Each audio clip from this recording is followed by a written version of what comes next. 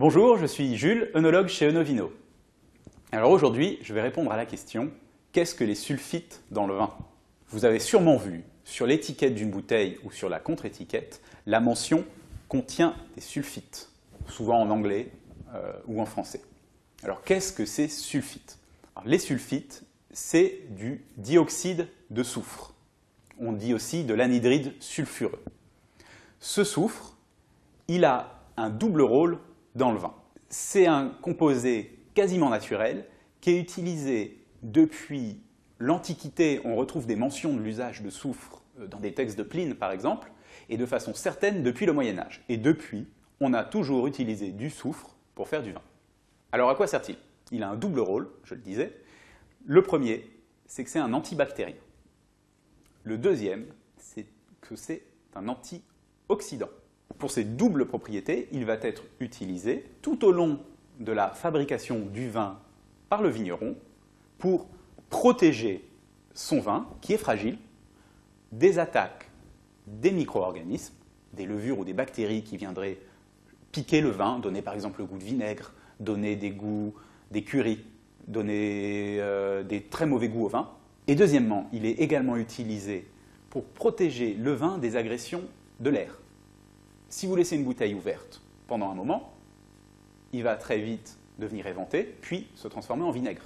Et bien, le soufre est là pour éviter que la bouteille, alors pas la bouteille ouverte, mais la bouteille fermée, ne s'abîme. Donc en gros, l'air, l'oxygène, est un ennemi du vin. Il faut le protéger contre cet oxygène. Et c'est pour ça qu'on met du soufre. Alors il peut être utilisé de différentes façons. Souvent, les vignerons ont des bidons de dioxyde de soufre liquide ou des pastilles dosées qu'ils mettent dans les barriques. Alors ils l'utilisent de façon parcimonieuse. D'ailleurs, le soufre ne se retrouve pas que dans le vin, mais dans d'autres produits de l'agroalimentaire, des charcuteries, des jus de fruits. C'est un composé qui porte souvent le nom de E220, que vous voyez sur les paquets d'aliments. Ce qui va faire la différence entre un vin de très bonne qualité et un vin plus médiocre, c'est néanmoins la quantité de soufre utilisée par le vigneron. Ça, ce n'est pas précisé sur l'étiquette. Qui utilise des très beaux raisins, qui font attention à leur vendange, qui travaillent de façon qualitative, ont besoin de mettre très peu de soufre.